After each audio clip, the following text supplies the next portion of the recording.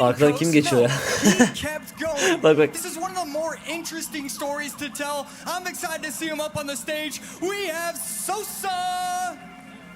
Sosa mı Arden Toas mı? Sosa dedi, Arden Toas geldi. Evet, Arden Toas. Sivil cevaplarımı unuttum demişti bir keresinde. O yüzden sivilceleri çıkmıştı. Bu nasıl bir detay ya? İspanyol komünitesinden Arden Toas. Son zamanlarda çıkan oyuncu. Karşısında kim var acaba? Sosa geliyor. Real'den tanıştığım ve sevdiğim efendi bir çocuk. Sosa. Genelde şapkalı gördüm ben. Kapşon çekerdi. Arkada oturan çocuklar olur ya, böyle kapşon çeker arkada oturur. Aynı o tipten birisi Sosa. Ve bugün Dünya finalinde kendisi. Kendi geçen oyunculardan bir tanesi gerçekten. Evet, Arden Toas vs Sosa. Birisi Alman, birisi İspanyol. Tamamen farklı kültürler diyebilirim. Arden Toas'ın heyecan problemleri olduğunu duydum. Bakalım etkileyecek mi bu maç onu? Sosa'nın da ceketi güzelmiş ha. Havalı bir çocuğa dönmüş. Genelde hep kapşon takıyor Sosa. Ama herhalde izin vermediler bu sefer takması. Evet, o Bartu Dev Goblin'de silenen bir tanesi kullanıyor Arden Toas. Net gözüküyor. Anka gördük. Anka'yı pek görmüyoruz artık ama kraliyet devini görüyoruz genelde.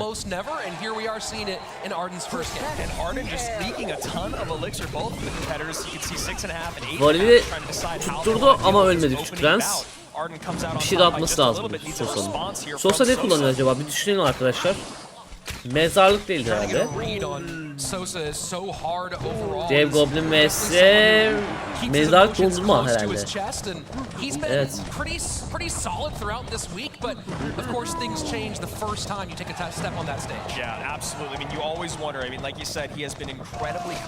Güzel bakış. Güzel yıldırım. O değil. Güzel yıldırım değil. Şu an Arden Toas'ın cezalandırması lazım. İnanılmaz bir hata. Çok kötü bir yıldırım. Atıcı hayatta kaldı sırf bu yüzden. Küçük prensi of. Bu maçta da hata gördük ya. Bu maçta da gördük hata. Koptu. Şaka gibi ya. Yıldırım atamadı.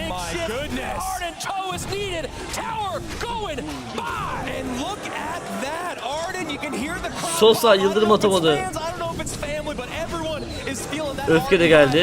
Evrimli yarasa da geldi. Neyse, ikinci maçta çevir herhalde.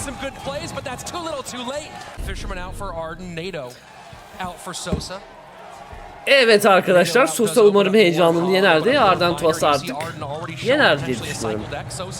Alman Sosa, İspanyol Arden Toas. Stamina esporda oynayan Arden Toas.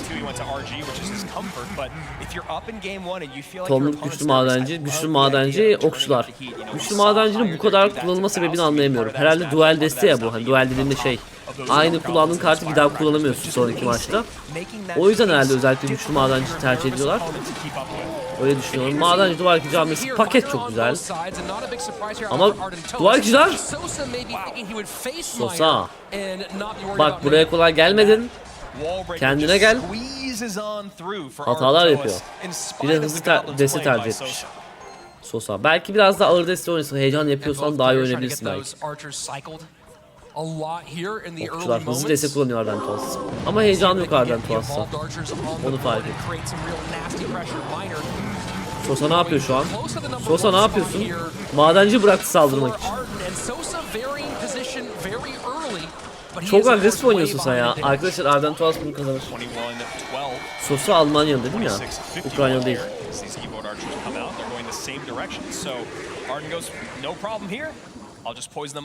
Biraz heyecan var Sosa'da, evet. Arden Toas'ın heyecanı yokmuş galiba. Hadi bakalım.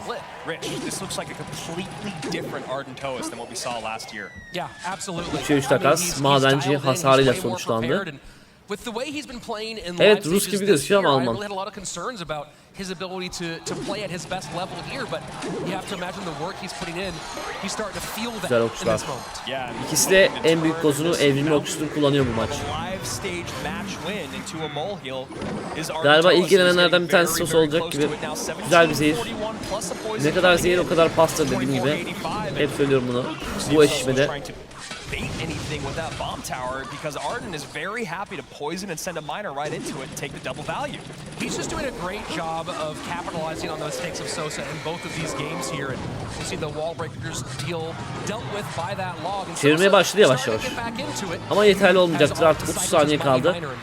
Yeah, it feels like maybe the macro understanding of the matchup is maybe just a little bit off for Sosa at the moment, but as you said, madenciyer, oradan da bir madenciyer gelir. Nice. Their catch with the wall breakers and then the skellies from Arden. And again, man, I'm going to say it. It'll be the last time, I promise. But I love what I'm seeing out of him so far. He is calm, he is poised, he is predictive, he is taking poison value everywhere he can, and he's completely controlling this matchup. Yeah, you never like being in the place where you're catching miners. Yok, buradan çeviremez artık. Ya Sosa, maç zevkini mahvetsin ya. Umarım yakın biter maç. Aha, evrim okçular vurur. Vurmadı. Dedim bir heyecan yaratayım bari.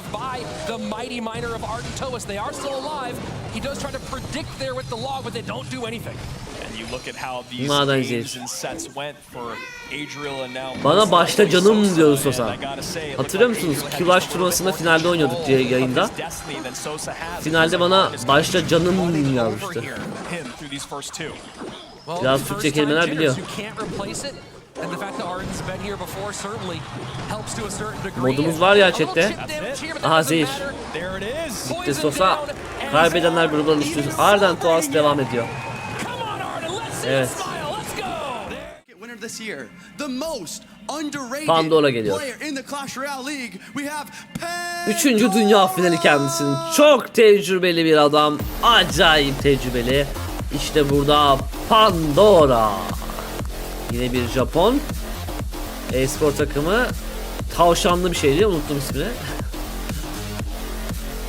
Arkadaşlar, insanların saçıyla alay etmiyoruz ama. Wallace geliyor. Mezarlıkçı diyebiliriz Wallace'a. Çok iyi mezarlık oynuyor. Gerçi her desteği oynuyor ve Brezilyalı Wallace bugün burada. Tribe takımından çok da tecrübeli aslında. Bence Wallace bugün bir şeyler yapacak. Ama karşısında Pandora var. Spor da yapıyor. Fark ettim yani, bir spor yapmış Wallace. En azından oyuna bayağı ilgileniyorlar. Bayağı ilgililer yani. Her zaman güncelleme getiriyorlar. Şövalye vs madenci çokça gördüğümüz bir şey. Yeah, I mean, at the end of the day, it's a live stage, so everything you've seen all Başkanı year, göreceğiz. it matters. I mean, that's how these players got here. But really, it's what 6 aylık abonelik alsam değer mi? Sürekli yayın yapman lazım. İleride belki yaparız. Okçular, evet. Ne kullandığını tam anlayamadım ama mega şövalye gibi gözüküyor Wallace.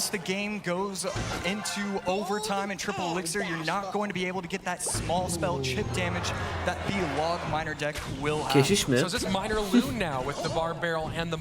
Balon herhalde, evet. Balon olduğunu düşünüyorum ben. Dünya finallerinde keşiş çok kullanılıyor. Belli bir desteğe snipe atmak için kullanılıyor genelde. Harika bir özellik. Önden bir bomba kulesi. Neden? Zehir gelir mi oraya?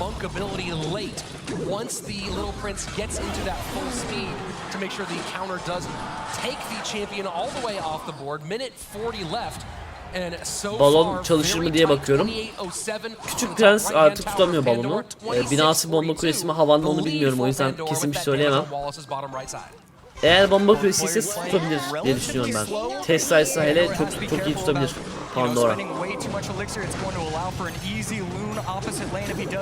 Güzel madenci. Acaba nasıl vurmayı planlıyor? Ya madenci her türlü vurur arkadaşlar. Madenciden en az hasar almaya çalışın. Ya alacaksınız da bıraksanız kulenizde çok vurmaz ama her zaman madenci tehlikelidir diyorum. Oo, özellik geldi. Nasıl yani? Bir saniye. Wallace da şaşırdı. Havadan geldi. Balon gelebilir bu arada.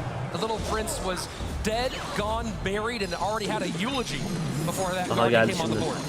O madenci çok kötü Pandora'dan. Madenci de harika. Oo! Balon bir vurdu. Bombasını bıraktı. Ve bu maç yavaş yavaş dönüyor gibi. Oraya bir zehir gelebilir okçulara. Pek hoş olmaz. Ama kullanmıyor, evet. Vay be.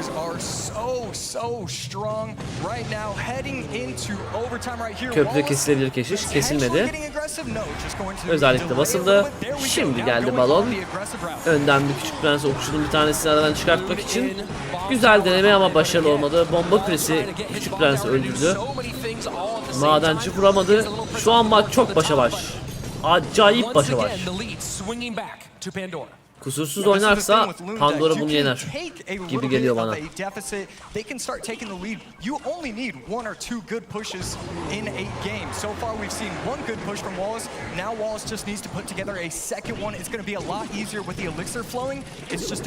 O agresif madenci. Arkadan bir balon gelebilir bu arada. Evet dedim. Çünkü bayağı agresif oynamıştı. Bunu atak kartına dönüştürmesi lazımdı. Bir saniye. Çift taraflı çok güzel bir şey geliyor, ben size söyleyeyim. Madenci artı kartopu. Aynen bildim, bunu da bildim. Neyin yarışına giriyorsam artık, kimle yarışına giriyorsam. Kendimi test ediyorum sadece. Güzel bir balon. Madenci çalışıyor balon dansa. Ve balon kuleye vuracak gibi gözüküyor. İşte bu. Ama Pandora da iyi oyuncu, onu da kaybetmesini istemiyorum.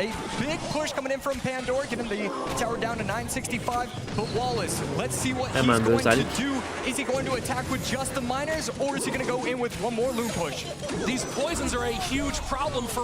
Madenci vurması lazım. Vuracak, vurmadı. Zehir madenci gelecek ama balon önce geldi. Aha, kartopu. Bravo. Madenci vuruyor ve bitirecek işi. Bir saniye. Vuruyor. Oo. Kendimi çok kaptırdım bu arada. İlk maçı kim aldı? Tamam, Wallace yendi. İlk maçı Wallace yendi. İkinci maçtayız. Haydi bakalım.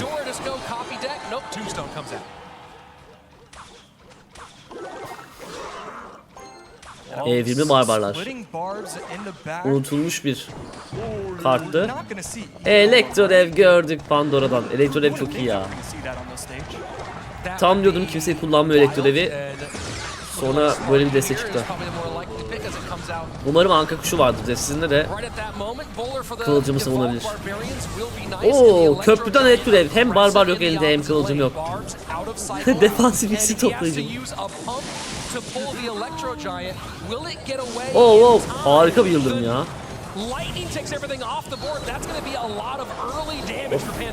Öfke sadece kendine zarar verdi. Harika bir yıldırım ya. Mesela bunun kolay kolay yakalamaması lazımdı. İki tane kritik kartı elinden çıkarttı. Barbarlar ve kılıcım.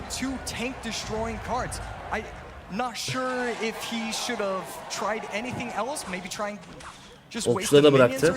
Ne yapmaya çalışıyor Wallace? İstiri kazanmaya çalışıyor.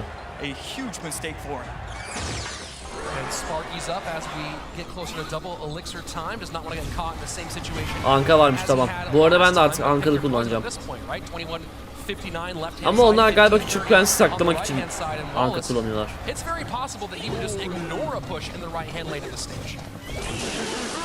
Right here, going in, and there we go. We see the pump. I mean, this is how you play Sparky Goblin Giant Pump. You want to get slight pushes going in, make your opponent think that you're getting aggressive, but really you're just trying to get those elixir advantages and eventually be able to overwhelm. Güzel. Asyalıların saçı niye böyle? Gerçekten bilmiyorum. Tarz herhalde bu. Onlar da normal geliyordur mesela. Belki de bizim saçımız onlara garip geliyordur. Right there, Pandora. I mean, he has a huge lead, but you can see him kind of flinch once he played that Sparky in the back. It's he has such a big Aha. just has the advantage. Atıcı. Elixir is flowing. Çok fena girdi Bols. Atıcı son vuruşunu yaptı ve öldürdü. Vay be, çok agresif oynadı. Arkadan bir kılıcım. Toplayıcı gitmeye devam ediyor.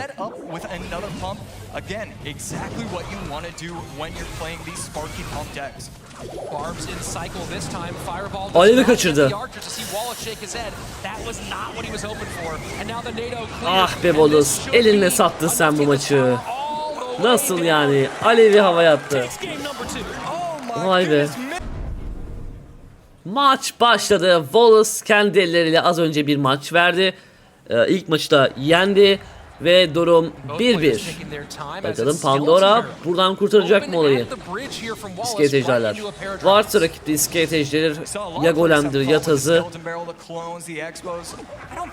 Ne çoğu ne yaz. Başka bir şey düşündüm bulalım. Kuleye vurdu bak bir tane vuruş.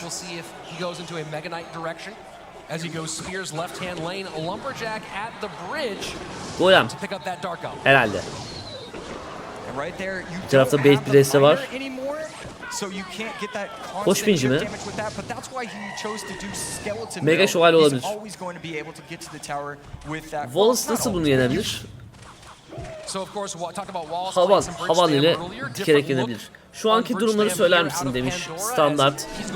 Şu anki durum Muhammed Ali kaybetti. Onun dışında Mugi kazandı Adci'ye karşı. Gördüğüm kritik maçlar bunlar. Arden Tuas yendi. Daha bir sürü maç var, aklıma gelmiyor şimdi sen sorunca. Harika bir dart. Ama oklar varmış. Bu yeni muhafızlar 10. destesi tabi. Bu deste çıktı ya. Böyle bir deste var. İskelet Kralı Dünya finallerini görmedik. Hatta Altın Şövalye'yi hiç görmedik.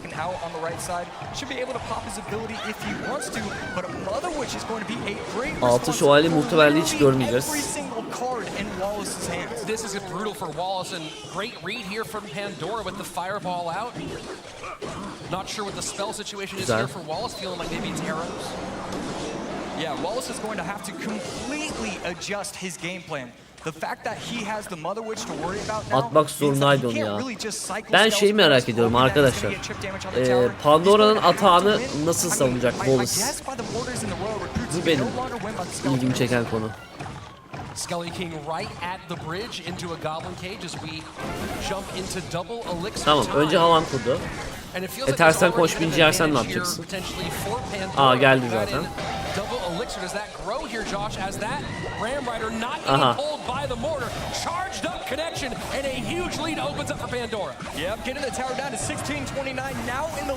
Oo. Bir şey mi, Pandora yenecek bunu?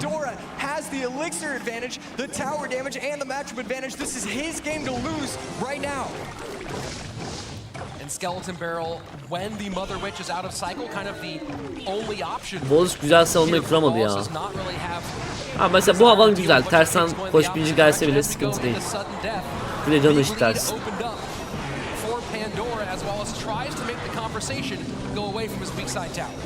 Right there, fireball on the right side tower. Spear goblins plus the dark goblin to clean everything up. I think one of the recruits might get a chip shot. And yes, gets the tower down to 1178. Wallace needs to figure something out quickly. But I really just, I'm racking my brain. I don't know what he's supposed to do. This is such a tough matchup. Yeah, this is definitely rough for Wallace. And playing this one from behind already. Ram Rider in should go to the mortar as it's not going to fall quite yet, but it touches and turns, and there you go. Çok zor eşleşme ya. Oo, nasıl sevindi Pandora. Wallace'cığım, Alevi yanlış attın ya. Bak el sıkışıyor. Helal de Wallace.